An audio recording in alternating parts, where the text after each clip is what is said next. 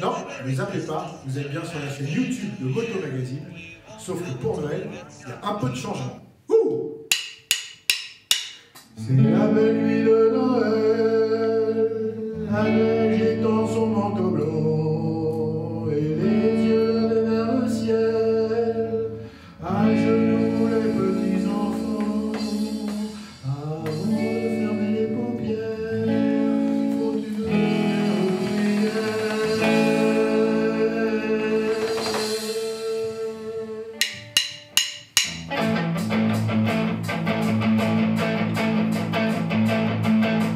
Petit Papa Noël, quand tu descendras du ciel, n'oublie pas mon petit soulier, n'oublie pas ton petit soulier.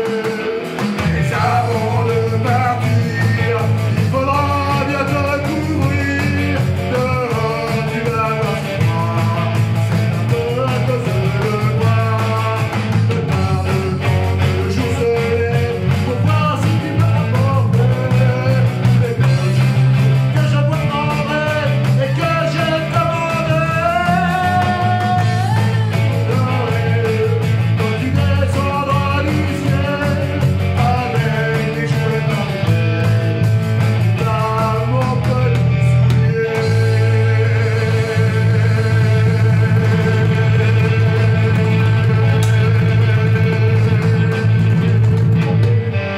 Wouh! Celle-là, elle est bonne. Celle-là, elle est bonne. Allez. Elle est pas mal. Très bien. Bon, j'espère que ça vous a bien plu. Eh les gars, Eh, top, top, top, top. top, top. Pour être franc avec vous, on a fait 20 minutes de répète. Voilà, donc c'était une version de Trust, de Petit Papa Noël, de Tino Rossi. Maintenant, place à l'émission, les tops et les flops 2021. On se retrouve tous ensemble sur le plateau. Wouh!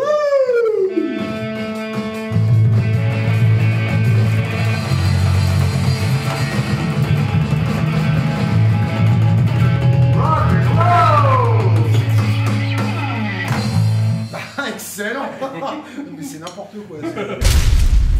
Je prends le relais de l'ami Axel pour vous souhaiter la bienvenue dans cette nouvelle édition d'un apéro avec Motomag. Apéro de Noël, du coup, cette introduction, vous avez vu un peu le niveau du mec au chant. On a le Axel Rose de la presse moto qui est là avec nous. Cette année 2021 vient de s'écouler. Il n'y aura pas d'apéro la semaine prochaine parce que c'est le nouvel an. On a tous droit à avoir un petit peu de vacances. Aujourd'hui, on fait le bilan de l'année, les tops et les flops de l'année 2021 de la moto par la rédaction de Motomag. Bon, bah, tout d'abord, je voudrais m'excuser pour ma prestation pitoyable de ce Papa Noël vu par Trust. Voilà, on avait vraiment répété très peu, mais je vous promets de m'améliorer parce que le groupe prend forme. J'ai décidé de prendre des cours de chant et tout, donc on va vous en mettre plein les oreilles. Alors, top flop 2021. Alors, moi, je vais commencer par mes tops. Alors, j'en ai un qui est assez récent d'ailleurs, c'est la Ducati Panigale V4S. Pour tout vous dire, moi j'aime bien les sportives, mais celle-là, elle m'a sublimé en fait. Je ne sais pas comment expliquer ça. C'était un essai sur le circuit de Jerez, qui est un circuit que j'adore. Une moto incroyable, mais vraiment incroyable. En plus, j'ai eu la chance de rouler avec Johan Zarco. Enfin, de rouler avec Johan Zarco, c'est un peu une image en fait, parce que en fait, on le voyait pas passer.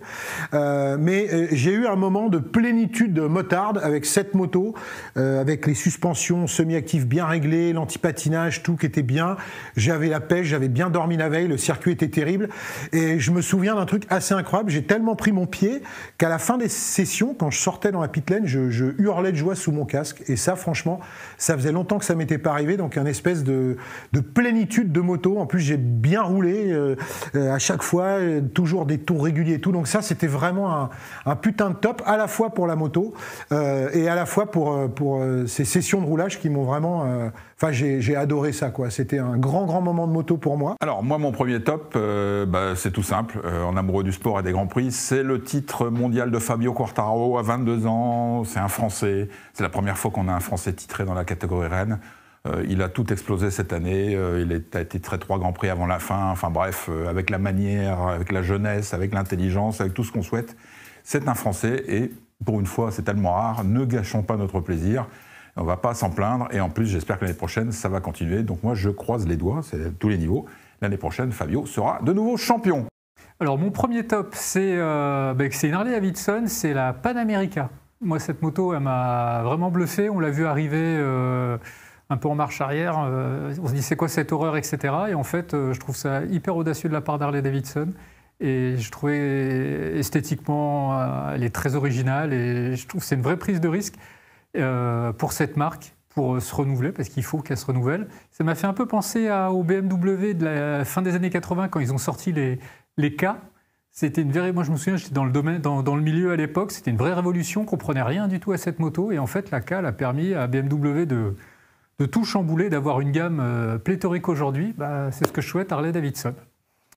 Mon premier top, je suis fan de MotoGP, de GP500 depuis aussi loin que je me souvienne. Je regardais Spencer, Schwantz, etc. quand j'étais adolescent dans les Ardennes. Voir Fabio, qui est un mec en or, remporter un titre en or, c'est génial. Je suis hyper content d'avoir été témoin de ça. Je suis hyper content aussi d'avoir fait des débriefs de MotoGP chaque lundi après chaque GP avec l'excellentissime Thomas Bojard qui est en puits de science et que je salue le plus fraternellement et chaleureusement. Toto, t'es au top. Et vivement l'année prochaine qu'on se remette une bonne saison de MotoGP dans les gencives. C'est le superbe championnat du monde Superbike qu'on a eu cette année, notamment avec 4 protagonistes qui sont Jonathan Rea, qui est le sextuple champion dans la catégorie. Ensuite, c'est Scott Redding qui est venu jouer aux avant-postes. Et Andrea Locatelli qui, juste après son titre de champion du monde Supersport, est venu dans la catégorie jouer un peu les épouvantails. Et finalement, c'est Toprak Razgatlioglu qui a fini par chipper la couronne à Jonathan Rea. C'était vraiment des magnifiques courses. Et puis surtout, vous le savez, pour moi, ce qui compte, c'est la fin de saison de Jules Cluzel en 600 Supersport au sein du GMT 94. Parce qu'après tous les déboires qu'il a eu au début d'année, percussions, blessures, en fait, il a fait les courses à mi-temps parce qu'il a été disponible pendant la moitié du temps seulement. Sur les 6 dernières courses, il en a gagné 4. Et surtout la dernière, qui est vraiment une victoire de l'équipe complète, puisque tout le monde s'est mobilisé, y compris Valentin Debise qui était blessé, qui lui a fait du coaching sur les trajectoires sur ce nouveau circuit de Mandalika. Et c'était vraiment une fin en apothéose pour le GMT 94 et toute son équipe, à laquelle j'ai le bonheur de participer. Ouais, mais top, pour changer un petit peu de la politique, parce que quand même, il n'y a pas que ça dans la vie, c'est Fabio Quartararo qui nous a régalé de son titre de champion du monde. Pour revenir un petit peu au sujet de prédilection de la FFMC, quand même, le marché, qui montre bien que le bon sens près de chez vous, ça fonctionne, puisque les gens vont massivement vers le deux roues, qui, malgré les circonstances de crise sanitaire, est un marché qui se porte bien. De notre côté, on a gagné aussi la prolongation et le changement de l'expérimentation de l'Interfil. On attend d'autres bonnes nouvelles, mais ça, on ne peut pas encore en parler tout de suite. On vous dira quand ça sera fait. Forcément, comme vous le savez, je présente des motos A2 sur la chaîne, donc je pourrais encore parler de la CB500, mais je vais être un peu plus original. Je vais parler de la BMW 90. 3 points qui m'ont plu cette moto, c'est vraiment un coup de cœur. Stabilité, moteur, super bien bridé. Le look, fantastique. Voilà, je trouve que c'est une magnifique moto A2 si on a les moyens de se l'offrir. Voilà, c'est une de mes préférées jusqu'à présent. Mon deuxième top, c'est vous. Oui, toi là-bas. Parce qu'en fait, ça fait 1 an que je suis à Motomag. Grâce à toute l'équipe de Motomag, on a décidé de booster un peu l'activité YouTube. Il y a 1 an, on avait 84 000 abonnés en 8-9 ans d'existence. On est passé à 108 000 cette année. On a fait plein d'émissions, des apéros, les A2, les off, des débriefs d'essais au format un peu différent. On a redynamiser une vraie communauté dont vous faites tous partie. On échange avec vous en direct sur les émissions. Ça fait plaisir. On se retrouve aussi dans le magazine. C'est hyper important. Merci à vous d'être là et soyez rassurés. Si vous aimez ça, il y en aura plein d'autres en 2022. Le deuxième top, en tant que chef des SS, c'est une moto.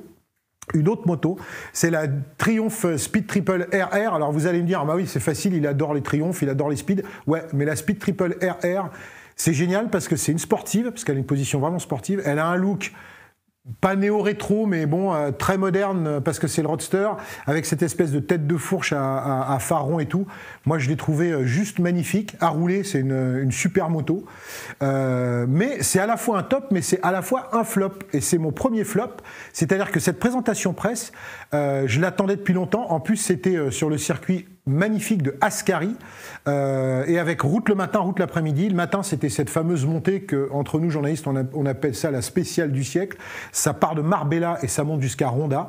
Manque de peau, il faisait 5 degrés, les pneus étaient froids et moi je me suis retrouvé derrière une bagnole de carabinieri, donc j'ai fait toute la montée à 60 avec l'impossibilité de les doubler. Donc ça a été ma première frustration. Et l'après-midi il y avait du circuit, et le circuit d'Ascari, les règlements avaient changé. Donc on avait des sessions hyper rapides, on faisait à peine 3 tours, la piste n'était pas chaude, les nouveaux dirigeants du circuit nous pressaient parce qu'à 17h il fallait qu'on dégage. Donc en fait cette présentation presse, je vous passe aussi le problème d'avion, on a mis 12 heures à faire Paris-Malaga. Donc la moto est extraordinaire, mais la présentation presse, c'est une des moins sympas que j'ai faites. Le deuxième, c'est le retour de la Suzuki Hayabusa. Moi, j'étais un adepte pendant plus de 12 ans de la ZZR 1200, la Kawasaki, les motos qui ne servent plus du tout à rien depuis longtemps, mais qui sont magiques. Et bien là, j'ai vu que la 1200 Hayabusa même 1300, pardon, était sortie. Moi, ça m'a fait rêver. J'ai toujours voulu cette moto, je ne l'ai jamais eue. Je trouve que c'est complètement à contre-courant de tout ce qu'on nous dit aujourd'hui, de tout ce qu'il faut faire, entre guillemets, pour être correct politiquement et dans tout le reste de l'acception du terme. Et ben non, moi je trouve que ce sont des motos fantastiques. Donc bravo à Suzuki pour avoir relancé son Hayabusa, même si elle fait 9 kg de plus que l'ancienne. Allez, compte tenu de la puissance, c'est pas mal. Donc vive la Hayabusa. Moi, j'aimerais bien m'en acheter une. Mon deuxième top, c'est... Alors, vous savez que dans le journal, je fais des petites photos, j'accompagne des journalistes à droite à gauche, et on en a un nouveau, là, c'est Philippe Guillaume qui est parmi nous, et il a toujours une idée à la con. Et un jour, il m'a dit, viens, on va faire je vais te montrer ce que c'est qu'un rallye routier. Alors au début, comme d'habitude, je refuse, puis après je suis obligé. Et il m'a emmené au rallye des Charentes. Et là, j'ai découvert un truc de dingue. Je pense que c'est les derniers des Mohicans, ces mecs-là, et ces nanas. Des passionnés de moto, tout horizon, enfin disons que toutes les valeurs de la moto, qui peuvent paraître un peu clichés, aimer le sport, la solidarité, la performance, rouler quand il fait froid et quand ça fait mal, et ben tout est là-bas. Et aujourd'hui, un truc qui nous a bluffé aussi avec Philippe, c'est qu'organiser une compétition sur route ouverte, qui roule la nuit, avec des motos qui polluent, à plus savoir qu'en faire, et des mecs qui adorent rouler comme des barges, organiser ça aujourd'hui, c'est un tour de force. Donc là, le rallye routier, c'est vraiment... Alors, le sujet est paru dans le 382, je crois. Donc évidemment, il faut le lire et le regarder un petit peu quand même. Et puis, donc voilà, moi, cette année, c'est des choses que je trouve vraiment positives. C'est qu'il y a encore un grand constructeur qui prend des risques et il y a encore des gens qui font des folies en organisant des courses qui seront bientôt interdites. Deuxième top. Je pourrais aussi parler de la RS 660 ou ce genre de moto, mais je vais quand même placer la Meteor 350 qui est aussi un bon coup de cœur pour moi, qui est une moto vraiment sympathique à rouler au quotidien, qui est super agréable, qui a un mono assez onctueux, qui est super stable, super confort, voilà. Et j'ai même pensé à l'acheter. Le troisième top, c'est tout simplement le trail. Alors le marché du trail qui est en explosion. Moi, j'ai commencé ma carrière moto sur des motos d'enduro. Et j'adore les motos avec un grand guidon, avec une hauteur de selle assez importante. Je trouve qu'avec le trail, on peut tout faire. Aujourd'hui, peut-être certains vont dire le trail est en train de prendre un virage, sans mauvais jeu de mots, un virage extrême, exclusif. Eh ben non, moi je trouve qu'il y a énormément de diversité, depuis des modèles très peu chers et accessibles jusqu'à des modèles complètement fous. On parle de V4 à l'intérieur de 160 chevaux et ainsi de suite. C'est barjot. Et en même temps, c'est ce qui fait l'attrait de la catégorie. Et quand on regarde les chiffres de vente, eh ben, le trail, il se situe très très bien, notamment porté, comme d'habitude, par les BMW, les R1250 GS et R1250 GS Adventure. Donc vive le trail! Mon premier flop, c'est la disparition de la Royal Enfield Bullet classique 500. On sait tous qu'elle passe pas les normes Euro 5. Il y a des 350 qui arrivent, elles sont sympas. Mais voilà, la 500 Bullet, la 500 classique, pour moi, ça a toujours été une moto particulière. J'en ai eu 3. Ne plus ressentir son petit coup de piston comme ça, cette moto qui se traîne, je suis un petit peu triste. Voilà, c'est la vie. Donc côté flop, évidemment, les ZFE, le deux roues motorisé est encore le grand oublié de la mobilité, de façon générale, en particulier sur les ZFE, mais pas seulement. Alors en flop, j'en ai pas beaucoup, je vais en citer un. C'est le T-Max. C'est une excellente machine, mais moi, vraiment, j'ai pas accroché. Je trouve ça lourd, je trouve ça pâteau, c'est pas ma cam. Par contre, c'est vrai que c'est un super cruiser GT, on peut quand même s'amuser avec, mais moi, clairement, les gros scooters comme ça, c'est pas mon délire. Alors mon flop, c'est quelque chose d'un peu technique et réglementaire. C'est l'application et la régularisation des cartes grises des motos qui roulent à l'E85, le méthanol. On a un arrêté qui date du 30 novembre 2017 dans lequel les motos ont été exclues par le législateur. Et pire, c'est-à-dire que le 21 février de cette année, 2021, un nouvel arrêté est venu modifier les conditions d'homologation, a étendu la gamme aux voitures de plus de 15 chevaux, mais par contre, les motos, les deux roues sont toujours oubliées. Et ça, c'est inadmissible.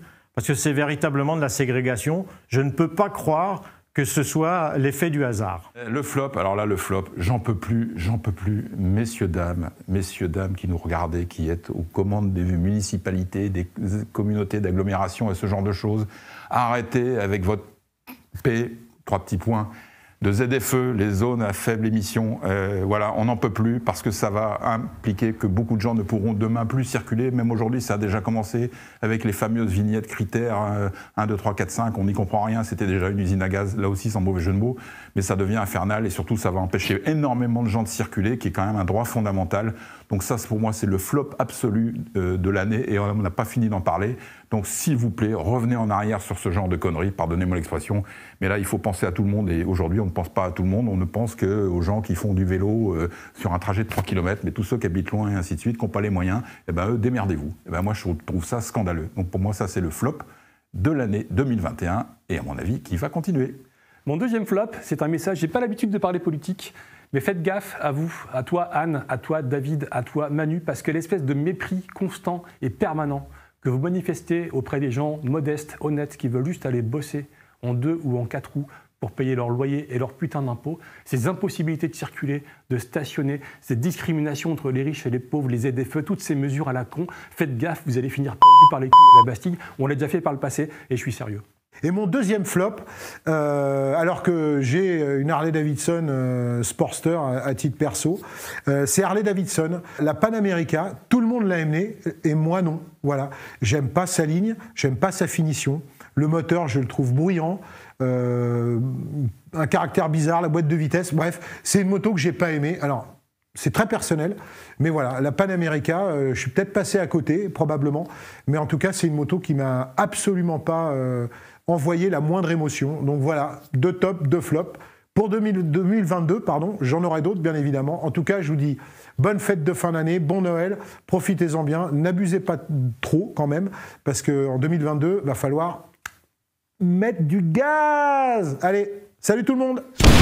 Voilà, comme vous voyez, les avis des uns et des autres, les coups de cœur des uns et des autres sont assez variés. Ça représente tout le spectre, le large spectre de la rédaction de Motomag. Merci de nous avoir suivis sur YouTube toute cette année 2021. Merci de nous avoir achetés en kiosque et de vous être abonnés. On a eu une petite hausse de nos ventes et c'est super important pour que les vidéos continuent. Il n'y a pas de secret.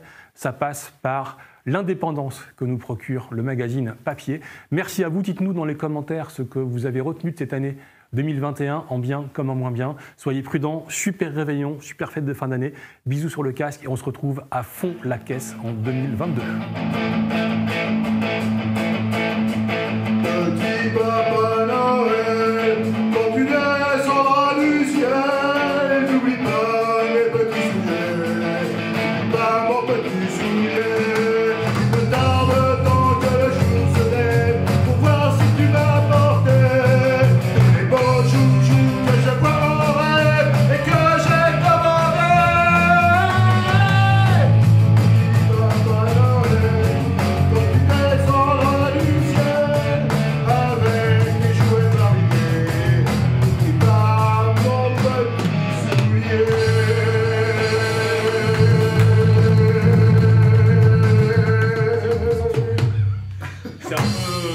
C'était un peu mental. Ah ouais, c'est un peu comme ça. On va la refaire. En fait, c'est bien quand tu pars en live, mais il faut que tu récupères le wagon après. Ouais. Bah oui, bien sûr. Si tu restes sur ton non, mais je vais faire le classique. Ça fait un peu. Non, mais tu l'as fait avec Cooper, mais il faut rester en phase avec nous. Bah oui, mais. T'as une phrase d'avance, là, ça ne fait pas. Ah bon? Bah oui. Des fois deux, je pense, on était On dirait l'écho qui chante tout seul.